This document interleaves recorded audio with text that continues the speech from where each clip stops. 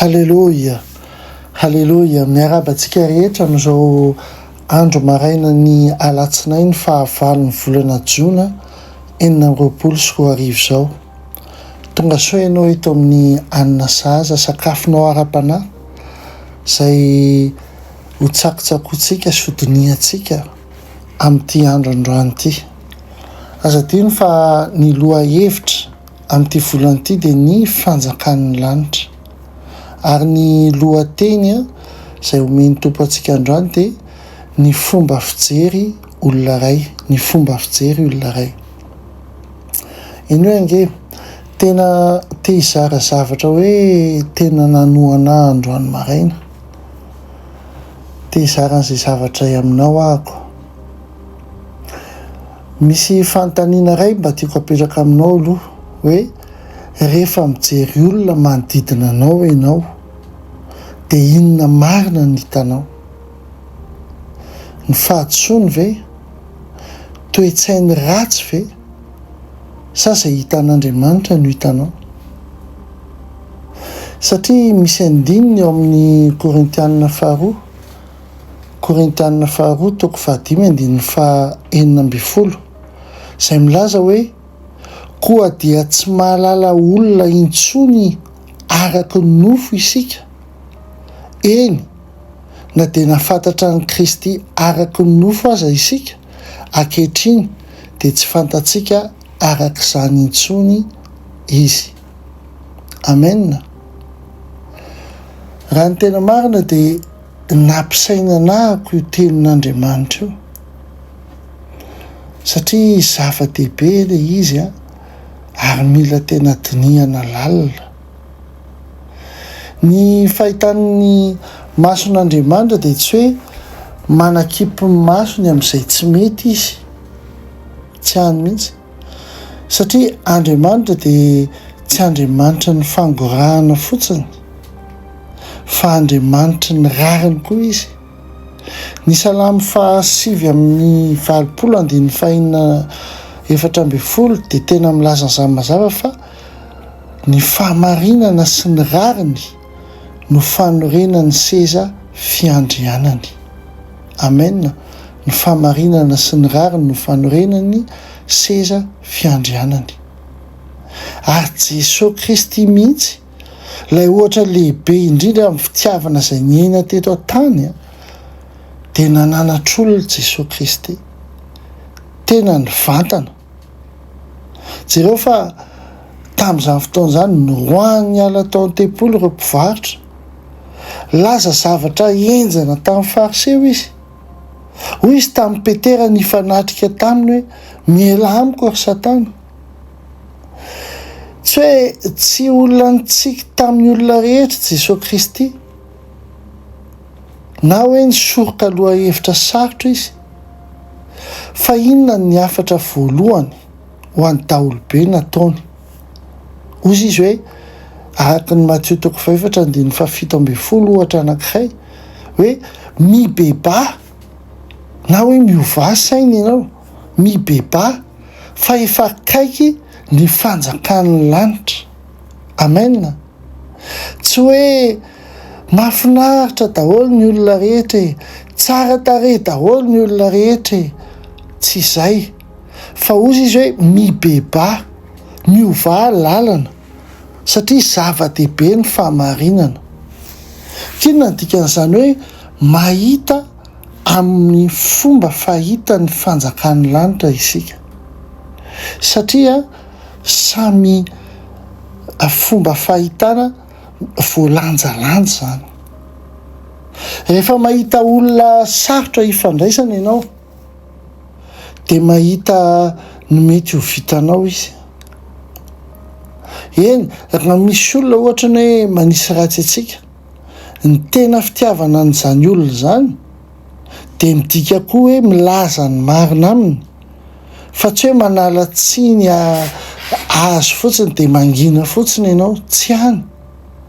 Rehefa misy olona manisy ratsy atsika dia miezaka mahatakatra izay ao ambadika izany tsika. Eny, saingy ny fahatakarana dia tsy famelan-keloka akory, fa mahazo ny zavatra rehetra Andriamanitra ary mbola miantso antsika hibebaka izy. Mila zany an'izany Paoly mazava tsara amin'ny Galantiana toko 1:1 raha misy olona tratra amin'ny ota dia okanareo izay ara-panahy anarana an'izany olona izany amin'ny fahalemem-panahy. Amen. Izany hoe mila averina amin'ny laoniny ny zavatra. Tsy hoe mahatakatra fotsiny hoe inona ny antony. Tsy hoe mivavaka mangina fotsiny. Fa mila mamerina amin'ny laoniny.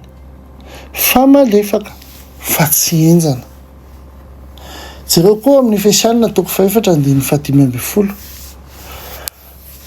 Io teny io dia mamitona izany rehetra izany amin'ny fehezanteny iray. Mila zany marina amin'ny fitiavana. Izay ny fomba fijerin'ny fanjakan'ny lanitra. Mila zany marina amin'ny fitiavana. Rehevo tsy eo ny marina. Ary nefany misy fitiavana fotsiny eo dia lasa mandoka sy mamela olona amin'ny fahotana fotsiny izany.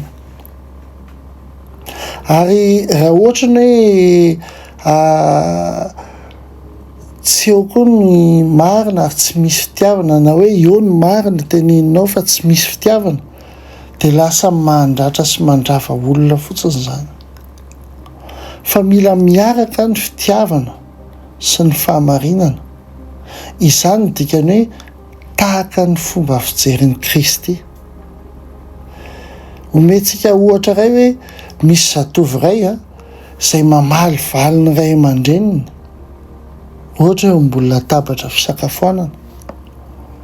Ny fijerin'ny fanjakan'ny lanitra dia mikatsaka ny ahatakatra izay ao ambadika izany hoe fa maninona izy mamaly valy ohatran'izany. Misy tahotra ve tao, misy tsindry ve tao, misy ratra miafina ve tao. Mety marina izany. Fa saingy milaza koa ny fijerin'ny fanjakan'ny lanitra hoe tsy azo atao ny tsy miraharaha izany toe-tsaina izany, satria ny ray aman-dreny izay tena tiany zanany dia tsy manakipy ny masony amin'izay mety handrava amin'izany an'izy ireo. Fahasoavana sy fahamarinana mila miaraka. Ka ity misy fanamby rososina ameko anao androany.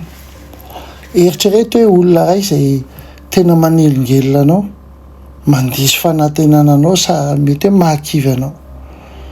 Angatao amin'Andriamanitra hoe Tompo, asehoy ahy izay hitanao amin'ity olona ity. Dia angatao amin'Andriamanitra koa hoe angatanao ve Tompo hoe hiteny zavatra amin'izy ireo amin'ny fitiavana sy amin'ny fahalemem-panahy, amin'ny fahamarinana. Amen.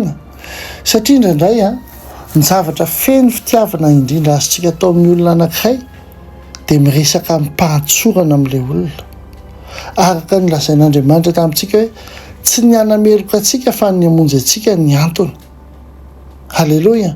Dia ohatr'izay koa tsika amin'ny olona tsy ny hanameloka azy fa ny hamonjy azy. Izay ny tanjona. Tsy hoe manota ny olona iray dia avelao fotsiny amin'izao fa andaontsika hivavaka amin'ny mangingina ary. Tsy amin'ny fitiavana sy amin'ny fahamarinana. Mila miteny ny fahamarinana tsika fahampitiavana. Halleloia. Andeha tsika hivavaka amin'izao andro maraina izao. Raha io amin'ny anara-maherin' Jesosy Kristy. Omeo anay Tompo ny masonao. Ampianaro izay ahita ny hafa araka ny fijerinao an'izy ireo. Amin'ny fangorahana, fa amin'ny fahamarinana ihany koa. Vonjeo izay amin'ny fitsarana enjana sy loza be Tompo. Vonjeo koa izay amin'ny fahanginana kanosa izay mety mamela ny olona ao anatin'ny fahatsoany no mitahotra ny andratra ny hafa. Omeo anay ny herim-po ity marina tahaka ny tiavan'i Jesosy amin'ny fahasoavana sy amin'ny fahamarinana. Ampio izay ahita tena ny tenanay amin'ny alalan'ny masonao. mahita ny hafa amin'ny alalan'ny masonao, voavoatra voavela heloka, nefa koa natsoina ho amin'ny fahamasinana. Misaotra anao zay Jesosy a. Izany vavaka izany dia ataonay amin'ny anarana ianao. Amen. Amen. Raha ohatra ka nakasika anao ity hafatra ity a, dia sarao zany. Ary tsarovy izao fa ny fahasoavana tsy misy fahamarinana dia fihetsem-po fotsiny. Ny fahamarinana tsy misy fahasoavana dia ara-dalàna. Fa ny fahasoavana sy ny fahamarinana miaraka, izany ny atao hoe filazantsara. Amen. Jaona toko 1:24 miteny hoe, ary ny teny dia tonga nofo, feno fahasoavana sy fahamarinana. Hotahian'Andriamanitra ne ianao ary eny tokoa fahasoavana sy famindrapony anaraka anao amin'ny andro rehetra iainanao ary hitoetra andro lava ao an-tranon'i Jehovah ianao. Ampitiavana be dia be ihany Dr. Rina Telesphore.